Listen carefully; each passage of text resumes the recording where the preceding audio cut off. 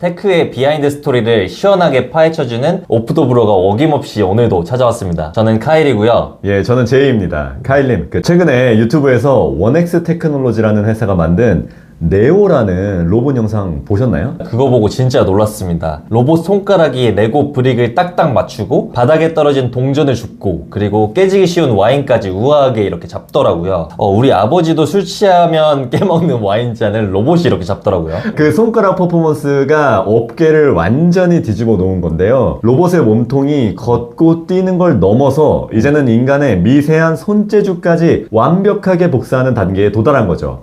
어느덧 우리 일상에 휴머노이드의 시대가 성큼 다가온 것을 느낄 수가 있었던 그런 영상이 아니었나 싶습니다. 그래서 준비한 오늘의 토크 주제는 바로 휴머노이드입니다. 소름 돋는 손가락 기술의 비밀부터 각 로봇 회사들이 왜 이렇게 미친 듯이 돈을 쏟아붓고 투자하고 있는지 흥미진진한 비하인드 스토리까지 싹 다 털어보겠습니다. 좋습니다. 지난번에도 로봇도 스타일에 따라서 파벌이 나뉜다고 하잖아요. 이번에 그 파벌 대표 기업들의 비밀스러운 비하인드 썰까지 딱딱 풀어드리겠습니다. 좋습니다. 로봇계는 크게 첫 번째 섬세한 손끝파가 있고요. 두 번째 서커스 스턴트맨파가 있고 세 번째는 중국산 가성비파, 이렇게 세 개로 나뉘는데요. 여기에 얽힌 비하인드가 엄청 재미가 있어요. 그래서 그 부분들을 살짝 건드려 볼까 싶습니다. 첫 번째로는 섬세한 손끝파인데요. 원엑스 테크놀로지의 네오와 테슬라의 비하인드에 대해서 이야기를 나눠볼까 합니다.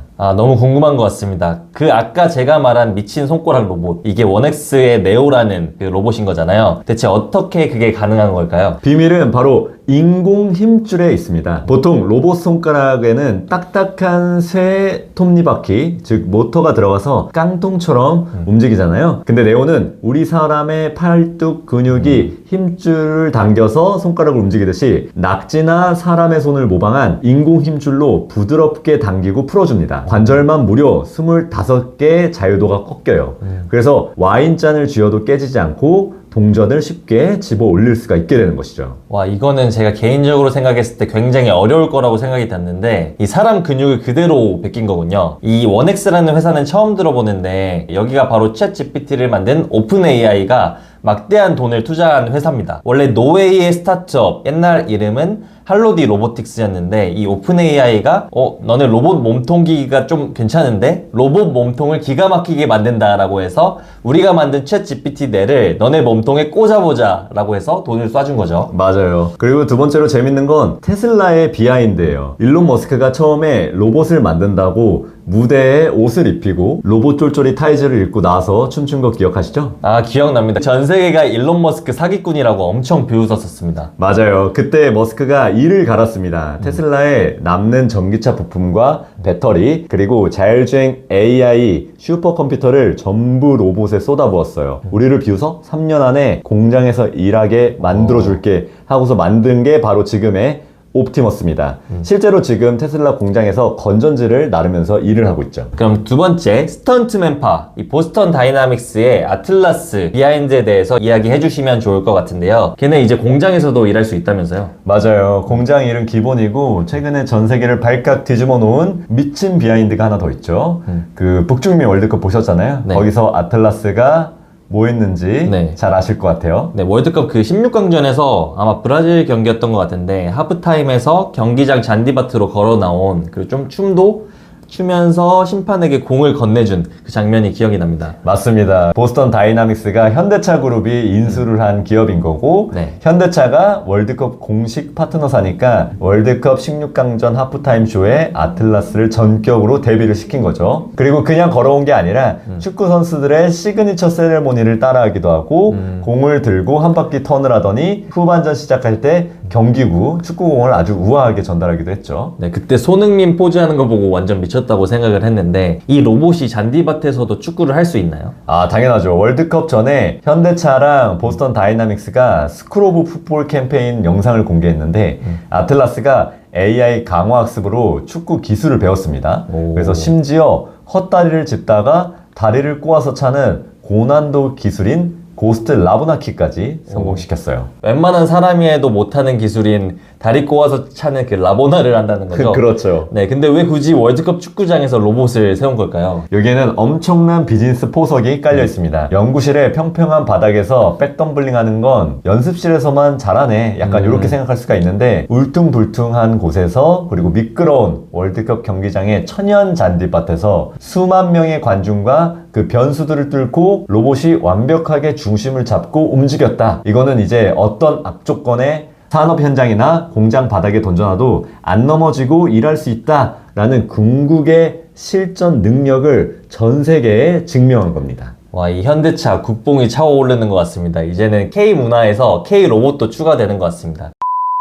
네, 이제는 그러면 다음으로 넘어가서 세 번째, 네. 가성비파인 유니트리의 G1 비하인드를 한번 풀어보면 좋을 것 같은데요. 네, 이 중국의 유니트리라는 기업이 중국에서 엄청나게 스포트라이트를 받고 있다고 들었는데 가격이 1,500만 원이더라고요. 이 1,500만 원짜리 로봇을 어떻게 만든 걸까요? 여기 창업자가 원래 로봇 강아지를 만들던 중국의 젊은 덕후 엔지니어였어요. 미국 로봇들이 대당 1억이 넘는 걸 보고 중국의 어마어마한 전기차 부품 공장들을 찾아가서 모터랑 부품을 대량으로 찍어내서 단가를 10분의 1로 후려쳐버린 겁니다. 일단 싸게 1,500만 원에 풀어! 전 세계 연구소랑 대학교에서 우리 거 사서 코딩하게 만들자라는 무서운 박리담의 생태계 전략을 쓴 거죠. 아니, 근데 내가 사장이라면 바퀴 달리고 팔만 달린 로봇을 쓸 것 같거든요.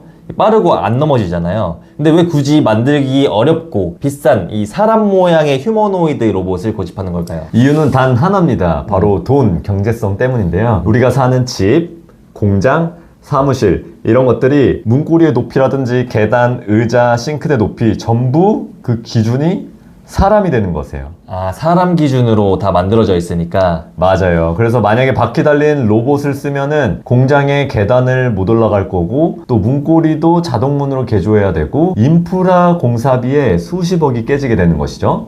하지만 사람 모양의 로봇을 만들면 인간을 위해서 지어놓은 기존의 공장과 집에 단 1원의 공사비도 없이 바로 내일부터 투입이 될 수 있게 되는 것이에요. 그래서 세상을 로봇에 맞추는 것이 아니라 로봇을 세상에 맞춰버리는 가장 저렴한 해결책이 바로 인간형 휴머노이드라는 것이죠. 와, 다 계획들이 있는 것 같습니다. 근데 10년 전에도 일본에서 만든 아시모 같은 로봇 있었잖아요. 근데 왜 이 시점에 난리가 난 걸까요? 바로 챗 GPT가 육체를 얻었기 때문입니다. 과거의 로봇은 코딩으로 앞으로 세보 가서 10cm 높이의 컵을 잡아라 라고 입력을 했는데 누가 컵을 1cm만 옆으로 옮겨도 로봇은 허공을 삽질을 했어요. 하지만 지금은 로봇 머리 안에 거대 언어 모델 LLM과 시각 인식 AI가 들어갔습니다. 이걸 임베디드 AI라고 불러요. 이제는 야 테이블 위에 있는 와인잔 좀 가져와 라고 하면은 로봇이 그 자신의 눈 카메라에 있는 것을 보고서 잔을 찾고 장애물을 피해서 깨지지 않을 만큼의 부드러운 힘으로 그것을 쥐고 로봇에게 이제 스스로 생각하는 눈과 뇌가 그렇게 생겨지게 된 거고 그 진화 속도가 그래서 1000배 이상 빨라지게 된 것이죠. 그러면 여기 우리 오프 더 브로 구독자가 가장 궁금해하실 만한 핵심 질문 3가지를 제가 추려봤는데요. 팩트로 조져주시면 감사하겠습니다. 그래서 첫 번째 질문은 그래서 이거 얼만지 우리 집에서도 살 수 있나요? 이런 질문입니다. 아까 중국산이 1,500만 원이라고 했는데 테슬라의 옵티머스나 원엑스의 네오는 얼마에 나오는지 그리고 중고차 팔고 이거 사서 가사 도우미 시켜도 됩니까? 일론 머스크의 공식 목표가는 대량 양산 시에 2만 달러, 약 한화 2,700만 원 이하입니다. 오. 진짜 차 한 대 값이죠. 네. 하지만 현재 테슬라 옵티머스 한 대 만드는 원가는 1억 원이 훌쩍 넘을 것으로 예상을 하고 있어요. 그래서 2026년까지는 테슬라 공장에서는 건전지를 나르고 부품 조립하는 일을 먼저 시키게 될 거고 공장에서 먼저 본전을 뽑고 램프업이 됐을 때 가격이 싸지죠. 그리고 난 뒤에 아마도 2029년에서 2030년쯤에 우리 브로들 가정집으로 아마 배달되지 않을까 싶습니다. 네, 그럼 두 번째 질문입니다. 우리 집에 오면 이 로봇들이 설거지, 빨래, 밥까지 다 해주나요? 이 2030년에 왔다고 치면 이 원엑스의 네오 손가락 보니까 설거지 하다가 접시 깨질 것 같던데 밥도 해줍니까? 설거지와 빨래 개기, 청소기 돌리기는 100% 가능합니다. 다만 요리는 시간이 좀 오래 걸릴 것 같아요. 요리는 고기가 적당히 익었나 간이 맞나? 이런 미각과 후각, 이런 오감이 좀 필요한 비정형적인 판단이 필요한 영역이거든요. 그래서 계란 프라이나 토스트 굽기 같은 단순 조리는 바로 하겠지만 김치찌개를 맛있게 끓이는 거는 시간이 좀 오래 필요하지 않을까라고 생각이 됩니다. 아, 김치찌개는 또 사람마다 또 스타일이 다르기도 하고 굉장히- 엄마가 짱입니다. 엄마 김치찌개가 짱입니다. 네. 그럼 세 번째 질문은 이게 해킹을 당해서 로봇이 밤에 막 때리면 어떡하는지, 터미네이터 되면 어떡하는지 이런 걱정이 있으신 분들도 있어요. 솔직히 이게 제일 무서운 게, 그래서 챗 GPT나 이런 데다 말 좋게 하라고 하는 게 나중에 휴머노이드가 와이파이 해킹 당해가지고 찾아올까봐 그런 걱정도 많이 하시거든요. 맞아요. 이거 엔지니어들도 그 걱정을 가장 많이 합니다. 그래서 두 가지 안정장치를 법적으로 강제하고 있어요. 첫 번째는 로봇의 물리적인 힘, 그 모터 출력을 사람이 맨손으로 제압할 수 있는 수준으로 제한을 합니다. 그래서 특히 원엑스 네오 같은 가정용 로봇은 몸통 전체를 푹신푹신한 스펀지 재질로 감싸서 사람이 부딪혀도 다치지 않게 설계를 했고, 두 번째로 어떤 상황에서도 통신을 끊고 전원을 바로 차단할 수 있는 물리적인 킬 스위치를 통해서 로봇의 목이나 등에 무조건 그렇게 달도록 설계를 하고 있어요. 해킹보다 무서운 건 사실 철덩어리가 미끄러져서 넘어지지 않게 하는 안전 인증에 그만큼 공을 많이 들이고 있다는 것이죠. 와, 엄청나게 놀라운 사실인데요. 이 스펀지로 말랑말랑하게 우리가 주먹으로 때리면 바로 처리할 수 있고, 만약 처리가 안 되면 킬 스위치를 눌러서 바로 해결할 수 있도록 만들어준 거군요. 그렇죠. 궁금증이 많이 해결이 된 것 같습니다. 그럼 비즈니스 관점으로 다시 넘어가서 이 250조짜리 슈퍼 로봇 시장에서 결국 누가 돈을 왕창 벌게 될까요? 현재 미국과 중국이 완전히 다른 전략으로 패권 싸움을 하고 있어요. 미국은 두뇌와 브레인의 제왕이죠. 테슬라, 엔비디아, 오픈 AI가 돈을 쏟아붓고 있습니다. 세계 최고로 똑똑한 AI 뇌를 만들고 가장 완벽한 브랜드로 시장을 장악하겠다라는 애플 같은 전략이죠. 그리고 중국은 공급망과 물량의 제왕입니다. 중국 정부가 제2의 전기차로 로봇을 찍었고요. 모터, 배터리, 나사 하나까지 전 세계에서 가장 빠르게 그리고 싸게 만들 수 있는 인프라를 가진 것이 바로 중국이기 때문에 가격을 초점 박살내면서 전 세계 공장을 장악하고 있다. 이렇게 보시면 되죠. 중국도 장난 아닌 것 같습니다. 제가 여담으로 칭다오에 갔을 때, 호텔에 갔을 때 로봇이 배달을 해주더라고요. 이미 그런 세계가 중국에서는 많이 인프라가 갖춰지고 있는 것 같습니다. 그럼 우리 IT 강국이라고 하는, 그리고 제조 강국이라고 하는 대한민국은 어디에 있을까요? 아프지만 팩트를 말씀드리면 한국은 현재 미국, 중국에 이어서 세계 3, 4위권이지만 기술 격차가 2, 3년 정도 크게 벌어져 있어요. 그 로봇의 머리, AI는 미국한테 밀리고 있고, 그 부품 공급망이라고 하는 가격 경쟁력은 중국에 밀리는 샌드위치 신세라고 보시면 돼요.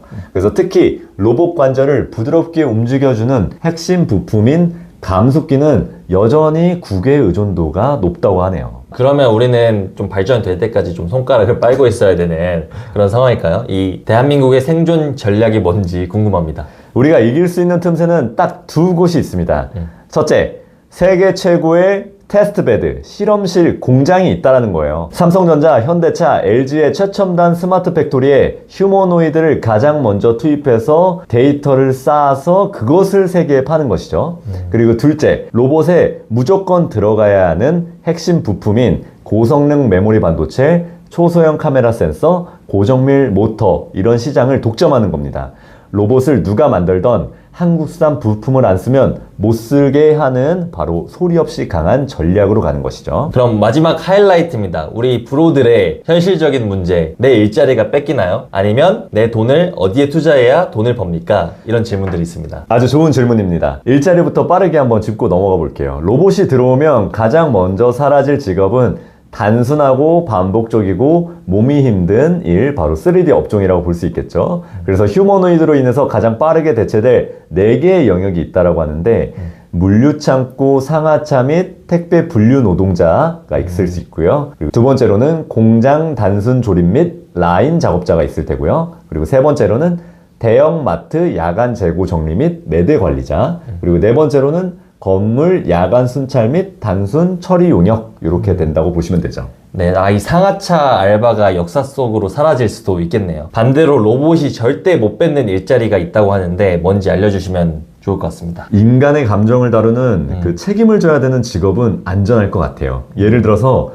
심리 상담사, 유치원 교사, 판사, 그리고 규칙이 없는 현장에서 즉흥적으로 문제를 해결해야 되는 베테랑 배관공이나 인테리어 기술자 같은 분들은 로봇이 절대 못 따라올 것 같습니다. 이 베테랑 기술자 형님들은 안전합니다. 그럼 진짜 찐 핵심인 주식 투자 로드맵을 풀어주시면 좋을 것 같아요. 로봇 주식은 집 짓는 과정이랑 똑같이 3단계 타임라인으로 투자를 해주시면 좋습니다. 지금 당장 테슬라 같은 완성차 업체만 보지 마시고 좀 더 넓게 한번 시야를 가져가 보시면 좋을 것 같은데요. 일단 저희가 추천드리는 로봇 투자 3단계 실전 로드맵은 지금 현재부터 2027년까지는 아마 삽과 곡괭이를 파는 부품주에 집중하시면 좋을 것 같다는 생각이 들고, 2단계로 2027년부터 2029년까지는 대량 양산에 성공한 완성품 리딩 기업에 올라타는 게 또 중요할 것 같아요. 그리고 3단계 2030년 이후에는 로봇 그 자체의 품질이 좋은 기업에 투자하면 되지 않을까 이런 생각이 듭니다. 집 지을 때 시멘트랑 벽돌 이런 파는 회사를 먼저 사고 집이 다 지어질 때쯤에는 1군 건설사 이런 완성 기업을 사라는 거잖아요. 바로 메모하고 스크랩 해야겠습니다. 물론 투자는 본인의 선택이지만요. 맞습니다. 오늘 어쨌든 기억해야 될 건 단 하나입니다. 휴머노이드는 단순한 테마주나 SF 영화가 아니라 다가올 인구 감소와 AI 시대를 해결할 유일한 비즈니스 해답이 될 거라는 것이죠. 그래서 두려워하기보다는 이 거대한 흐름 속에 어떤 기회가 또 생길지 모르니 그것을 꼭 잡아서 오늘 방송에서 힌트를 또 얻어가셨으면 좋겠습니다. 제이님이 이 깔끔한 설명 덕분에 휴머노이드 로봇 시장 완전히 이해가 쏙쏙 됐습니다. 그럼 다음에도 더 맛있는 비즈니스 비하인드 스토리로 돌아오도록 하겠습니다. 오늘 방송이 유익하고 도움이 되셨다면 구독, 좋아요, 알림 설정까지 해주시고, 그리고 우리 집에 꼭 생겼으면 하는 휴머노이드 로봇, 그리고 그 역할이 있다면 댓글로 한번 달아주시면 저희도 한번 대댓글로 소통을 이어가 보도록 해보겠습니다. 네, 비즈니스 테크의 비하인드 스토리 지금까지 오프 더 브로의 카일 제이였습니다. 안녕. 최고.